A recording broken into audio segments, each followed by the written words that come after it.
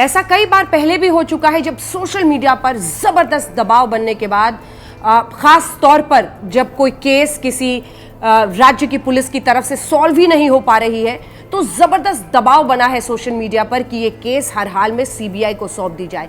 ऐसा पिछले कई दिनों हुआ है, लेकिन सबसे ज्यादा ये दबाव सुशांत सिंह राजपूत की मौत के बाद सामने आया। तो ये विवाद इतना उलझा कि सोशल मीडिया पर जबरदस्त मांग हुई। हर कोई यही कह रहा था कि सीबीआई को जांच सौंपिए, सीबीआई ही सच का पता लगा सकती है, क्योंकि लोगों को विश्वास नहीं हो रहा था कि सुशांत सिंह राजपूत जैसा खुश दिल, बहुत ही जिंदा दिल आदमी सुसाइड कर सकता है। उनकी पुरानी दोस्त जो कि 6 से 7 साल तक उनके साथ थी, अंकिता लोखंडे ने भी आज तक से इंटरव्यू में कहा कि वो तो डिप्रेशन के शिकार हो ही नहीं सकते हैं, डिप्रेशन में वो जा ही नहीं सकते हैं, ये अंकिता का कहना था। कई उनके दोस्त सामने आए, कई सारे सवाल खड़े होने के बाद अब ये मामला सीबीआई को चला गया है। तो हम आपको आज बताना चाहते हैं कि सीबीआई आखिर इस पूरे मामले में जांच को कैसे आगे ले जाएगी, सीबीआई की भूमिका क्यों महत्वपूर्ण है और सीबीआई की साख के बारे में आज क्या कहा जाता है। तो सबसे पहले शुरुआत करते हैं 1963 में सीबीआई का देश में गठन हुआ था। हालांकि जब शुरुआत हुई तो भ्रष्टाचार या फिर इसी तरह के मामलों में ज़्यादा सीबीआई की दखल थी और उसी समय जांच ऐसे ही मुद्दों की होती थी, लेकिन बाद में इसमें हत्या के अलावा जो वित्तीय अपराध हैं, ये सब कुछ, इसमें आतंकवाद, ये तमाम ऐसे मुद्दे शामिल होते चले गए।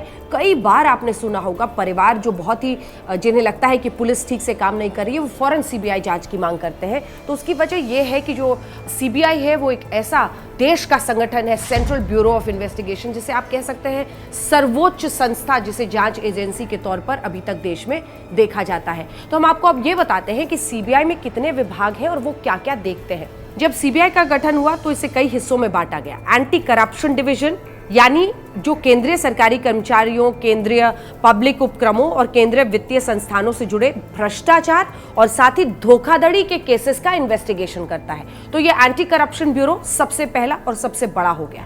उसके बाद है इकोनॉमिक ऑफेंसेस विंग। जैसा आप नाम से ही समझ रहे होंगे, जितने भी इकोनॉमिक फ्रॉड्स होते हैं या इकोनॉमिक ऑफेंसेस होते हैं, यानी वित्तीय मामले जहां पर आपको कोई भी गड़बड़ियां होती हैं या फिर कोई भी फ्रॉड होता है, धोखाधड़ी, आयात निर्यात और या फिर विदेशी मुद्रा अतिक्रमण, नारकोटिक्स हो, पुरातन वस्तुएं हो, सांस्कृतिक संपत्ति की बढ़ती तस्करी या फिर जो विनिषिद्ध वस्तुओं आदि की तस्करी से संबंधित मामले हैं, उसको देखता है इकोनॉमिक ऑफेंसेस विंग। अब तीसरा, special crime division. Special crime division, अगर कहीं पर बॉम्ब ब्लास्ट हो जाए, अगर कहीं पर आतंकवाद का कोई केस हो, अगर कहीं पर संवेदनशील कोई मुद्दा हो जिसमें मानव वध जैसा कोई मुद्दा हो, जैसे आपने देखा होगा बहुत बड़े बड़े ऐसे केसेस हुए हैं जिसमें हत्या का बहुत ही सनसनीखेज मामला सामने आया है। तो ऐसे जो तमाम केसेस होते हैं माफिया के, अंडरवर्ल्ड के, इन सबको ये स्पेशल क्राइम डिवीजन जो है वो देखता है। अब हम आपको बताते हैं कि आखिर कोई भी केस सीबीआई को जांच के लिए कैसे पहुंचता है, इसकी अनुमति कैसे मिलती है और कौन इसे कर सकता है।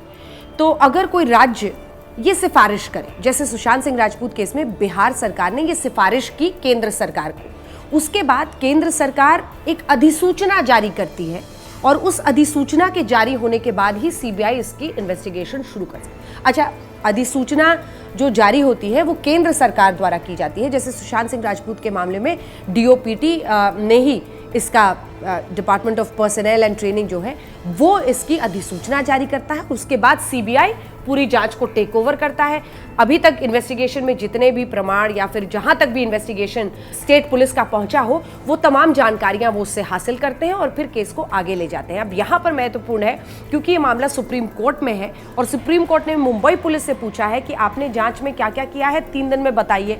तो वो तमाम जानकारियां इकट्ठा होंगी, वो सब सीबीआई को दी जाएंगी। बिहार पुलिस ने भी, चूंकि बिहार सरकार ने रिकमेंडेशन दिया है सीबीआई जांच का, जो भी जानकारी बिहार पुलिस को मिली होगी अभी तक, वो सब कुछ सीबीआई को सौंपी जाएगी और फिर सीबीआई इन तमाम सूचनाओं को इकट्ठा करके अपने इन्वेस्टिगेशन को आगे ले जाता है। ये माना जाता है कि सीबीआई जिस तरह से जांच करती है, चूंकि उनका इंटरेस्ट बहुत कम होता है।